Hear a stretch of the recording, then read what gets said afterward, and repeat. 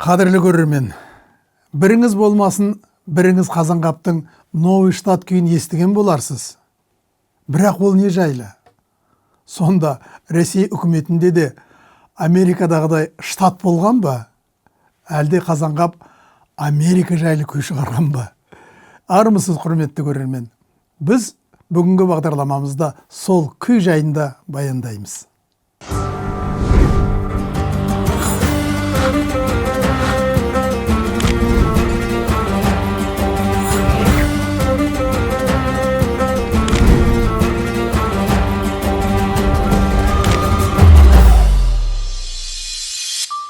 Қазанғап күйлерінің ішінде оқшау тұрған туындысының бірі Новый Штат.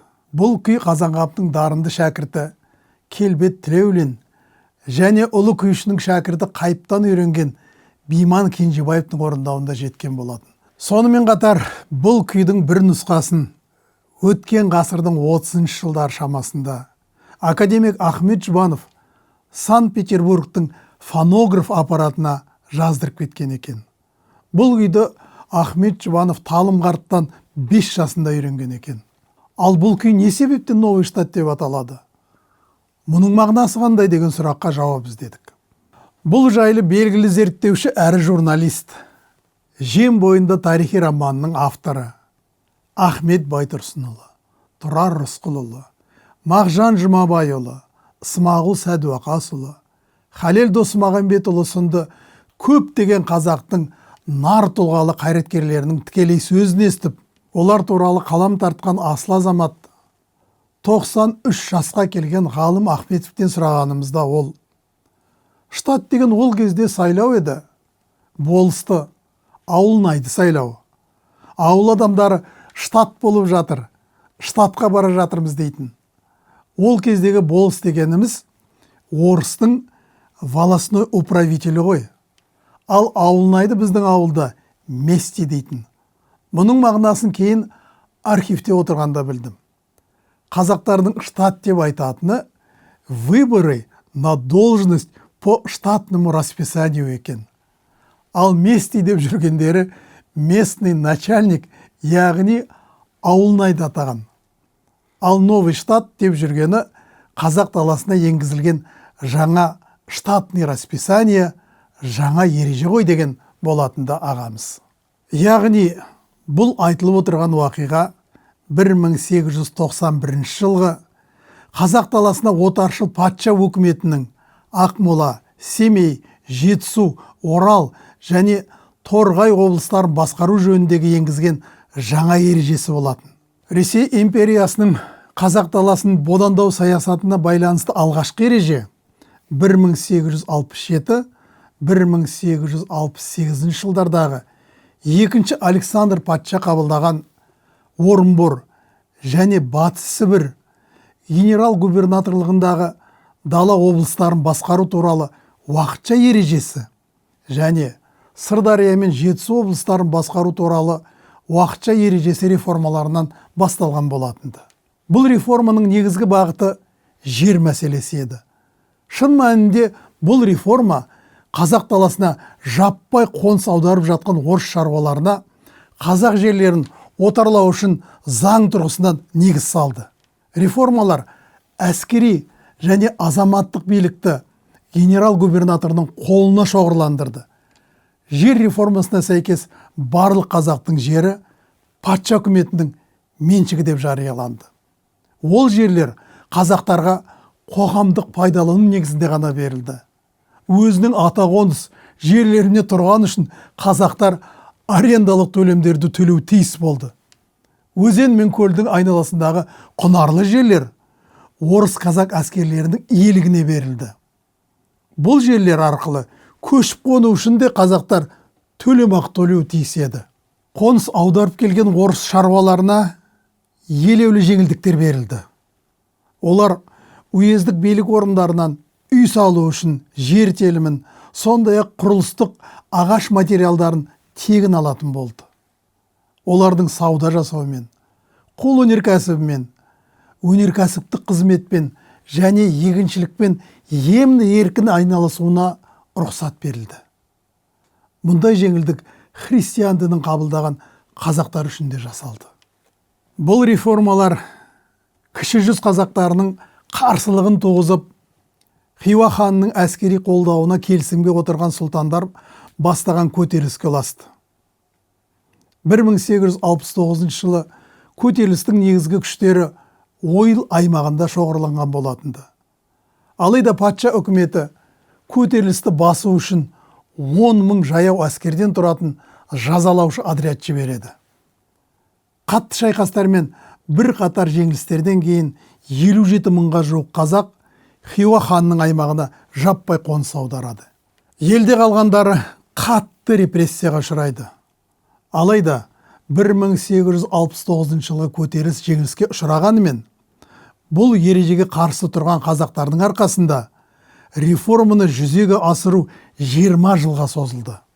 Ресей империясы өз реформаларын одан да бетер күшейту мақсатында 1891 жылы дала аймақтарын басқарудың жаңа ережесін енгізді. 1867-68 жылғы ережеде жер мәселесі туралы мал жайылымы алып жатқан мемлекет меншігіндегі жерлер көшпенділердің қоғамдық пайдалануына беріледі делінсе, 1891 жылы жаңа ережеге мына бап қосылып, жерді күштеп тартып алуға заңдық негіз қаланады. Ал тыңдап көріңіздерші, мал жайылымдарын алып жатқан жерлер, сонымен қатар жер қойнауы мен ормандар да мемлекет меншігі деп танылады. Қазақстанның кең байтақ жері Ресей мемлекетінің меншігіне өтті. Патша үкіметі бұдан былай қазақтардың жерін кез келген сылтаумен оп-оңай тартып ала беретін болды. Мұның ақыры дала тұрғындарының ежелгі атамекен жерлерінен айырылып қалуына, сөйтіп қайдағы бір құнарсыз және тұзы бетіне шығып жатқан сортаң жерлерге ығыстырылуына жеткізді. Ал құнарлы жерлер ішкі Ресейден қоныс аударылып келген орыс шаруалар мен орыс казактарына және шенеуніктерге берілді. Патша үкіметі Қазақстанның табиғи бай ресурстарын оңды солды емді еркін пайдаланып, бұл өлкені Ресей экономикасының қосалқы арзан шикізат көзіне айналдырды. Барлық басқару аппаратын әскери полицейлік функциямен қамтамасыз ете отырып, жоғарғы отаршыл әкімшіліктің қатаң қадағалауында болды. Әрбір облыс уездерге, әр уезд болыстыққа, әр болыс ауылдарға бөлінді. Осылайша жаңа отарлау реформасының құрылысын жасауда әртүрлі облыстарға, уездерге бөлшектеу арқылы қазақ халқының саяси жағына бірігуін болдырмау, әскери және азаматтық бүкіл биліктің бір әскери ведомствоның қолында болуын көзделді. Тұтастай алғанда реформа отарлаушылардың жан-жақты, тереңнен ойластырылған патша әкімшілігінің билікті нығайтуға бағытталған бағдарламасы болды.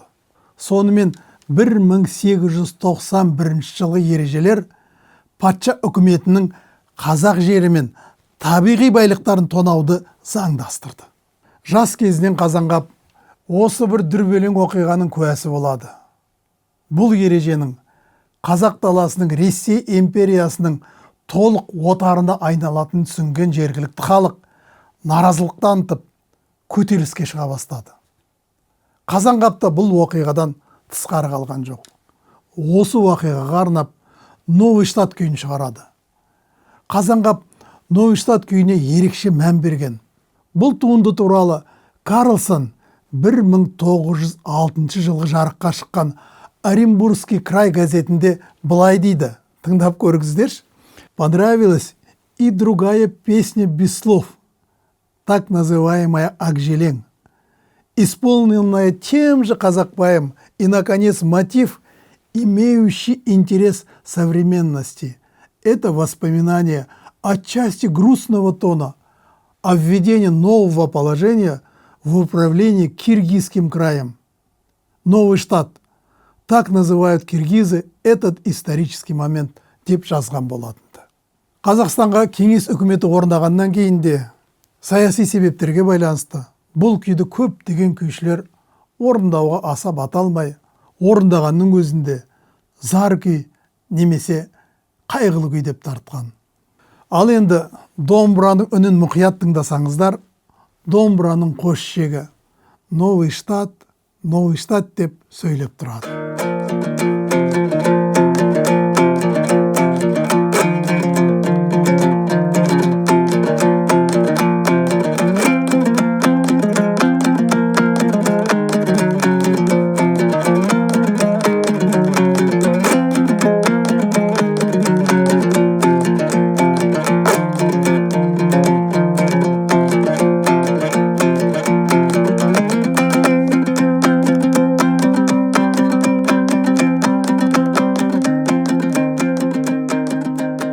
Осы кезеңде Қазанғапты шығарған күйінің бірі Дөңгелек Ақжелең болатынды.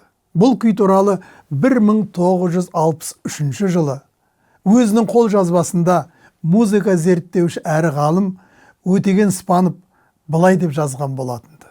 Қазанғаптың 17 жыл ізіне еріп, жақын шәкірті болған 78 жасқа келген Қадірәлі Ержановпен жолыққанымда бұл күй туралы былайша баяндаған еді. Шырағым Қадірәлі, ақбауыр құмын мекен қылған қазақтар не көрмеді дейсің? Әсіресе ақ патшаның халық басына салған жаңа законы қан қақсатты ғой. Қойша қырылған адам, қан бақша дөңгелеген өмірге арнап шығарған күйім еді. Қадірәлі шырағым, осы күйді үйреніп алып, келесі ұрпаққа жеткіз деп, Қазекем осы күйді орындап берді. Бұл Қазанғаптың Қадірәліге қалдырған аманаты болатын. Бұл күйдің тағы бір нұсқасын орындаған Қарақалпақстандық әйгілі күйшілер Әбдіғали Жаңбыршиев пен Ембергенұлы Жұмалы болатын. Осы күйшілермен кездесіп, шәкірті атанған Бақыт Басықараевтың орындауында бұл күй үн таспаға жазылып, бізге дейін жетті. Енді осы күйді Бақыт Басықараев атамыздың орындауында тыңдап көріңіздерші.